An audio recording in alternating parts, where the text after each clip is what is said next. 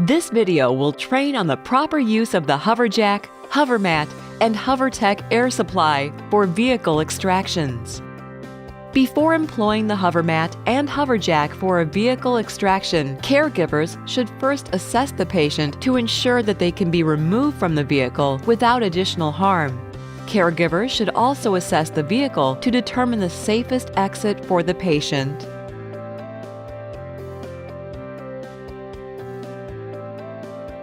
Starting with valve 1 and working in sequence, inflate the HoverJack to the height of the vehicle seat or just below. Depending on the type of vehicle, this may only be 2 or 3 chambers. Be sure to fully inflate each of the chambers for device stability.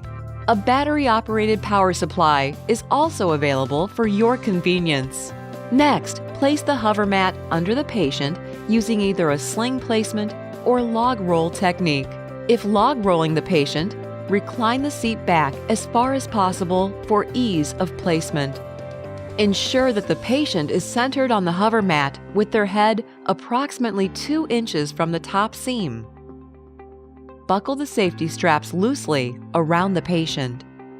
A head-first or foot-first method can be used for patient extraction. Caregivers should review and understand both methods of extraction in order to meet the needs of all patients. With either method, one caregiver should always stay next to the HoverJack to brace it against the vehicle, remaining close to the patient for safety. Never leave the patient unattended on an inflated HoverJack or HoverMatt air transfer system.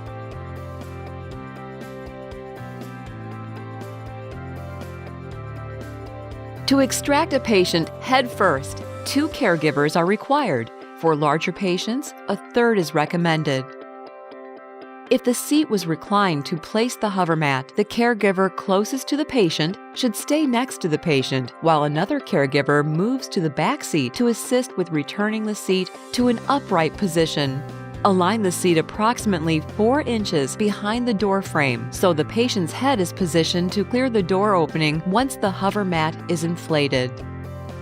The caregiver closest to the patient should ensure all HoverMatt transfer handles are visible. Position the inflated HoverJack parallel to the vehicle as close to the patient as possible. For narrow door openings, the tapered head end of the evacuation HoverJack may allow the device to be placed closer to the vehicle and patient.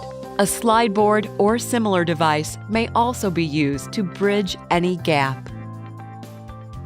Insert the air supply hose into the nearest hose entry, secure snap, and Velcro. Press the HoverJack button on the air supply to initiate airflow. As soon as the HoverMatt begins to inflate, the caregiver inside the vehicle should move the HoverMatt and patient's head forward and down in order to clear the top of the doorway. Once the head is clear of the doorway, the caregiver outside the vehicle will use the middle and second transfer handles to control and extract the patient's upper body, while the second caregiver ensures the patient's legs clear the door jamb. Ensure the patient is centered on the HoverJack and press the standby button to deflate the HoverMatt. To extract a patient feet first, 3 caregivers are required. 1 caregiver should be in the back seat, a second caregiver should be inside the vehicle opposite the patient, and the third caregiver should remain outside the vehicle next to the inflated HoverJack and patient. Place the HoverMatt beneath the patient and recline both front seats. Position the inflated HoverJack parallel to the vehicle, as close to the patient as possible. Then inflate the HoverMatt. As soon as the HoverMatt begins to inflate, the caregiver in the back seat guides the HoverMatt and patient's upper body to the caregiver in the front seat. The caregiver outside the vehicle grasps the foot end transfer handles to extract the HoverMatt and the patient's lower body, while the caregiver in the front seat guides and protects the patient's head and upper body. Ensure the patient is centered on the HoverJack and press the standby button to deflate the HoverMatt. For back seat extractions, 2 caregivers are required. With the patient lying down, use a log roll technique to place the HoverMatt. Position the inflated HoverJack perpendicular to the vehicle, in line with the patient. Then, inflate the HoverMatt. The caregiver outside the vehicle grasps the foot end transfer handles to extract the HoverMatt and the patient's lower body, while the caregiver on the opposite side guides and protects the patient's head and upper body. Ensure the patient is centered on the HoverJack and press the standby button to deflate the HoverMatt.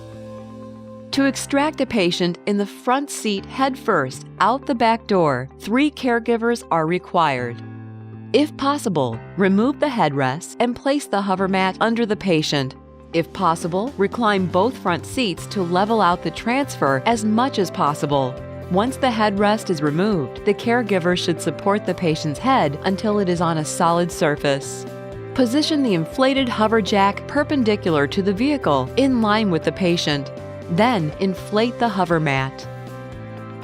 As soon as the HoverMatt begins to inflate, the caregiver at the back door next to the HoverJack grasps the handles and supports the head, while the caregiver in the front seat next to the patient guides the foot end to the caregiver on the opposite side of the vehicle. Once the patient starts to turn, the caregiver at the back door pulls them out onto the HoverJack. Ensure the patient is centered on the HoverJack and press the standby button to deflate the HoverMatt.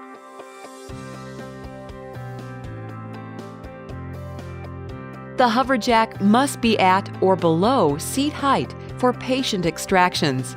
If the HoverJack is below seat height, a transfer medium must be used to bridge the gap. Place the slide board or similar product underneath the patient and HoverMatt and extract the patient using the head or foot end methods previously described. If using the head end method, the caregiver inside the vehicle should lift and guide the patient's legs and feet out of the footwell. Refer to the HoverMatt and HoverJack manuals for additional product information.